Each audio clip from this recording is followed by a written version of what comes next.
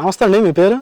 నా పేరు సుబ్రహ్మణ్యం అండి. సంవత్సర కూటమి పాలనలో మీకు అందినటువంటి పథకాలు ఏంటి? మాకు తల్లికి వందనం అందిందండి. అలాగే గ్యాస్ బండలు అందింది. అలాగే ఎవరైతే వితంతువుల పెన్షన్ మొన్న రీసెంట్గా పెన్షన్స్ గురించి భర్తలకు చెందాయి, భర్త చనిపోయిన తర్వాత వితంతువుకి రావాల్సిన పెన్షన్ కూడా మొన్న రీసెంట్గానే అందించడం జరిగింది.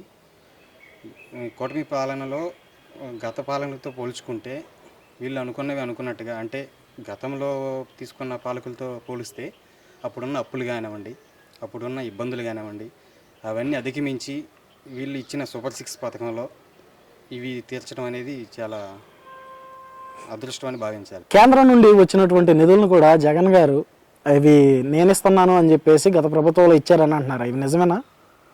అది నిజమేనండి. అది జగన్ గారు నేనే ఇచ్చానని చెప్పుకున్నారు.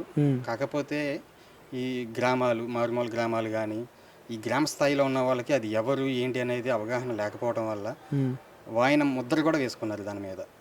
ఆయన ఫోటో కానివ్వండి, ఎవరైతే నియోజకవర్గ స్థాయిలో ఉన్న ఎమ్మెల్యేలు కానివ్వండి, ఇది జగనన్న పథకం లేకపోతే జగనన్న దీవెన, జగనన్న ఇవన్నీ అన్ని రకాలుగా ఆయన పేరు, ప్రతి దాని మీద ఆయన పేరే ఉంది. ఇక్కడ గ్రామస్తులకి మోడీ గారు అంటే సెంట్రల్ గవర్నమెంట్ నుంచి ఇంత వస్తుంది ఏంటి అనేది అవగాహన లేకపోవడం వల్ల లోకల్ నాయకులు కానివ్వండి, గ్రామ స్థాయికుల నాయకులు కానివ్వండి, ప్రతి ఒక్కరు కూడా గత ముఖ్యమంత్రితో సహా మేమే ఇస్తున్నామని చెప్పారండి. అయితే ఈ కూటమి పాలనలో మోడీ గారి దగ్గర నుంచి వచ్చేవి మోడీ గారి దగ్గర నుంచి వస్తున్నాయి అని చెప్తున్నారా? ఈ దీంట్లో అసలు వీళ్ళ గవర్నమెంట్లో ఎటువంటి వీళ్ళ ముద్ర అనేది లేదు. ఈ గవర్నమెంట్ ముద్ర ఉంటుంది, ఇది పలానా మోడీ గారి నుంచి ఇస్తున్నాము. ఇప్పుడు అంగన్వాడీ ఉంది, ఇది సెంట్రల్ గవర్నమెంట్ నుంచి వస్తాయమ్మా అని చెప్పి ఇస్తున్నారు. వాళ్ళ అంగన్వాడీ దగ్గర నుంచి వచ్చేవి కూడా క్లియర్గా ఇంటికి తీసుకొచ్చి మరీ అందజేస్తున్నారు. పోషకాహారాలు, పాలు కానివ్వండి, గుడ్లు కానివ్వండి, వాళ్ళు ఇచ్చే చిన్న చిన్న పిల్లలకి పిండి కానివ్వండి, ఏదైనా కూడా బాలామృతం.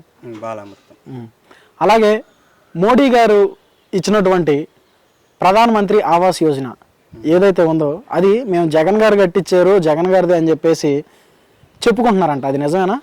జగన్ గారు గతంలో జరిగిన ప్రతిదీ కూడా ఎక్కడి నుంచి రాలేదు, మాదే, మా ఇంట్లోదే ఇస్తున్నాం అన్నట్టుగా ప్రవర్తించారండి జగన్ గారు.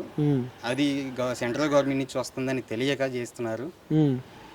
ఇప్పుడు ఈ ప్రభుత్వం వచ్చి ఈ పలానా వాళ్ళు ఇస్తున్నారు, ఇది మేము ఇస్తున్నాము, ఇది సెంట్రల్ గవర్నమెంట్ అని వివరంగా చెబుతుంటే గతంలో కూడా ఇది అక్కడి నుంచి వచ్చిందేమో అనే భావన మాకు కలుగుతుంది. అయితే ఇప్పుడు నెక్స్ట్ వైఎస్ జగన్మోహన్ రెడ్డి గారు వస్తారా, కూటమి పాలన వస్తుందా? నాకు తెలిసినంత వరకు ఇప్పుడు జరుగుతున్న పరిణామాల ప్రకారం చూస్తే కూటమి పాలనే ముందుకుంటుంది. కూటమి పాలనే వస్తుంది.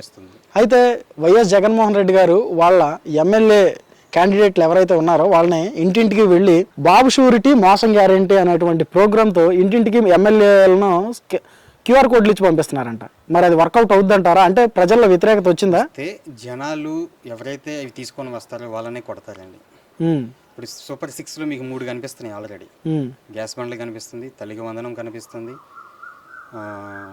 పెన్షన్లు ఏదో కనిపిస్తుంది. ఇది పెన్షన్ పెంచుతామని చెప్పారు అన్నట్టుగానే వాళ్ళ ప్రభుత్వంలో 1000 రూపాయల బ్యాలెన్స్ ఉన్నది కూడా కలిపిచ్చారండి. అదేవిధంగా ఇప్పుడు రీసెంట్గా రేపు ఆగస్టు 15 నుంచి ఉచిత బస్సు అంటున్నారు. ఇది 4వది, ఇంకా 2 ఉన్నాయి. ఈ సూపర్ 6లో 4 అమలు అయిపోయినాయి అనే చెప్పుకోవాలి. 4వది ఇంకా ఎన్నో రోజులు లేదు కాబట్టి, గత నెల మాత్రమే ఉంది కాబట్టి. అయితే రైతులకి ఇంకా నష్టపరిహారం పడలేదు, పంట నష్టపరిహారం అంటున్నారు. అది మాత్రం కొన్ని గ్రామాల్లో కొంత పెండింగ్ ఉన్నాయని అన్నారండి. కానీ ఆల్మోస్ట్ 100కి 70% వరకు అయితే పడిపోయినాయి. ఒక 30% పడలేదు. అది అధికారులకి దృష్టికి కూడా తీసుకెళ్తున్నారు రైతులు. అది చూసుకొని మరి ఈ గవర్నమెంట్ అనేది కూడా అది కూడా కొంచెం దృష్టి సాధించి 30% కూడా వేయాల్సిందిగా కోరుతుంది. అయితే గడిచిన 11 సంవత్సరాల్లో మోడీ గారే పాలించారు దేశాన్ని. అంటే మోడీ గారి పాలనలో దేశం అభివృద్ధి చెందింది అనుకోవచ్చా, లేదంటే ఇంకా పురోగతి దిగిపోయింది అనుకోవచ్చా? పేదరికంలో కూరుకుపోయింది. చాలా అభివృద్ధి చెందింది. ఇవాళ ఈ రోజు మనం ఇక్కడ ఉన్నామంటే ఆయనే కారణం. ఎందుకనంటే మొన్న జరిగిన పాకిస్తాన్ ఉగ్రవాది దాడిలో ఆపరేషన్ సింధూర్ చాలా తెలివిగా ఎత్తుగడలు వేసారు పాకిస్తాన్ వాళ్ళతో.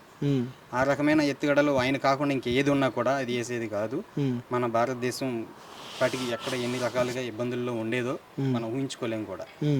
అలాంటిది ఆయన చాలా నిబద్ధతతో చాలా అన్ని రకాలుగా సహకరిస్తున్నారు. మన గవర్నమెంట్కి వచ్చే పెట్టుబడులు కానివ్వండి, మన గవర్నమెంట్కి వచ్చే పంచాయతీరాజ్ సంబంధించిన రోడ్లకు సంబంధించిన అమౌంట్లు కానివ్వండి, ఆయన వచ్చి గత పాలకుల్లో ఆయన దగ్గర నుంచి ఎంత తెచ్చారో కూడా లెక్క ఉండేది కాదు. తెచ్చాం అనేవాళ్ళు, కానీ ఎవరు కూడా ఇంత అమౌంట్ వచ్చిందని చెప్పేవాళ్ళు కాదు.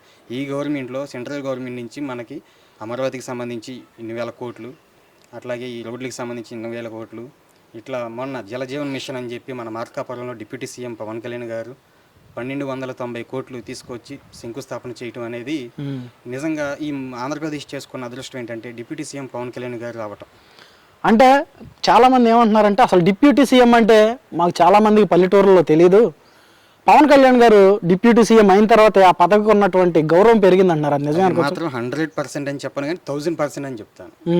ఏ విధంగా? సీఎం గతంలో ఎంతమంది ఉన్నారండి? వైసీపీ పాలకుల్లో ఎంతమంది డిప్యూటీ సీఎంస్ ఉన్నారు? ఈ గవర్నమెంట్లో ఎంతమంది ఉన్నారు? గత ప్రభుత్వంలో 5 ఉన్నారు, ఈ గవర్నమెంట్లో ఒక్కలే పవన్ కళ్యాణ్ గారు. దానికి డిప్యూటీ సీఎం అంటే ఇలా ఉండాలి అని దేశం మొత్తం చెప్పుకునేలాగా చేశారు.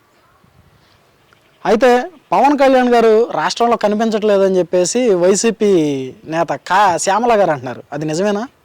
ఆవిడ ఎక్కడో హైదరాబాద్లో ఉండి కనిపించట్లేదు, లేకపోతే ఎక్కడ ఉండి కనిపించట్లేదు అంటాం కాదు. ఎక్కడ ఇబ్బంది కలిగితే అక్కడికి వెళ్ళి చూస్తే కనిపిస్తున్నారో లేదో తెలుస్తుంది. ఫర్ ఎగ్జాంపుల్ చూసుకుంటే ఏదైతే మొన్న ఆపరేషన్ సింధూర్లో చనిపోయిన మురళీ నాయక్ గారు ఎవరైతే ఉన్నారో జవాన్, వాళ్ళ ఇంటికి వెళ్తే తెలుస్తుంది అక్కడికి వచ్చారో రాలేదు. అట్లాగే కురిడి గ్రామంకి వెళ్తే పవన్ కళ్యాణ్ గారు ఏంటనేది తెలుస్తుంది. నిన్నగాక మొన్న ఆయన సొంత తోటలో పండిన మామిడి పళ్ళు కూడా తీసుకెళ్ళి వాళ్ళ గ్రామానికి ఇవ్వటం, అలాగే చెప్పులు ఇవ్వటం, అలాగే ఆయన నెలవారీ జీతం ఇక్కడ ఉన్న అదే పిఠాపురం నియోజకవర్గంలో అనాథ పిల్లలకి నెలకు 5,000 చొప్పున ఇవ్వటం, ఎలక్ట్రీషియన్స్కి కిట్లు ఇవ్వటం. ఎవరైనా సరే ఇంతమంది వచ్చారు, ఇన్ని రకాలుగా చేశారు, జోబులో డబ్బులు తీసి పంచిన వాళ్ళు ఎవరైనా ఉన్నారా? నీ పార్టీలో ఉన్నారా? నువ్వు కనిపించట్లేదని ఏ రకంగా చెప్పగలుగుతున్నావు? ఎంతవరకు చేయగలిగారు? మీరు ఎంతవరకు చేయగలిగారు? పవన్ కళ్యాణ్ గారు జీతం లేదు, ఆయన తీసుకుంటున్నారు సొంత నిధులు, పగలేమో రాజకీయం చూసుకుంటున్నారు, అర్ధరాత్రులు సినిమాలు తీసుకుంటున్నారు. ఆయనకున్నది ఒకటే ఆధారం సినిమా. వేరే కంపెనీలు లేవు, సిమెంట్ కంపెనీలు లేవు, వేరే ఆదాయం ఎక్కడి నుంచి వచ్చేది లేదు. ఆయనకున్నది సినిమా. అంటే నెక్స్ట్ వచ్చే ఎలక్షన్లో కూటమి పాలన వచ్చే అవకాశం ఉందా, వైసీపీ పాలన వచ్చే అవకాశం ఉందా? కూటమి పాలనే వస్తుందండి. ఓకే, 100%. 100%. మరి సెంట్రల్లో మోడీ గారే వస్తారు. ఎందుకనంటే ఇప్పుడు మనం కరోనా టైం చూసుకోండి, కరోనా టైంలోనే ఎంతోమందికి బియ్యం, నిత్యావసర సరుకులు సెంట్రల్ గవర్నమెంట్ నుంచి మనకు రావటం వల్లే పంపించారు. అప్పుడు కూడా జగన్ గారు నేనే ఇస్తున్నానని చెప్పారు. సెంట్రల్ గవర్నమెంట్ నుంచి ఈ కరోనా గురించి చాలామంది ఇబ్బంది అయితే అప్పుడు మనిషికి 2,000 చొప్పున అప్పుడు వేసారు. అట్లాగే ఉపాధి అంటే ఆ 2,000 కూడా వైసీపీ ప్రభుత్వం వేసిందని అన్నారు. అప్పుడు వైసీపీ ప్రభుత్వం వేసిందని రోజా గారు అన్నారు, అంబటి రాంబాబు గారు అన్నారు, చాలా మంది నాయకులు అన్నారండి. కానీ ఈ రోజున తెలుస్తుంది అది నిజమా కాదా అని. ఎందుకంటే ఈ గవర్నమెంట్ ఇది ఎక్కడి నుంచి వస్తుంది ఏంటని వివరంగా చెప్తున్నారు కాబట్టి. ఓకే, మోడీ గారి మీద ఒక్క మాటలో చెప్పాలంటే ఏం చెప్తారు?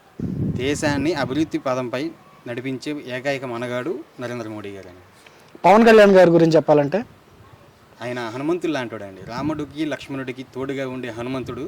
అంటే చంద్రబాబు గారికి మోడీ గారికి అండగా అనకూడదు, కానీ అండగా నించునే పవనుడు హనుమంతుడు పవన్ కళ్యాణ్ గారు. చంద్రబాబు గారి గురించి చెప్పాలంటే ఆంధ్రప్రదేశ్ని పవన్ కళ్యాణ్ గారు కూడా చాలాసార్లు చెప్పారు, నాకు పోరాటం ఉంది నా దగ్గర, ఆయన దగ్గర అనుభవం ఉంది, ఈ రెండు కలిస్తేనే ఆంధ్రప్రదేశ్ సంతోషాలతో ఉంటుందని నేను ఆయనకి చేస్తానని. పోరాట రాజకీయ దురంధరుడు అనొచ్చా చంద్రబాబు నాయుడు గారిని? అనొచ్చండి. ఓకే.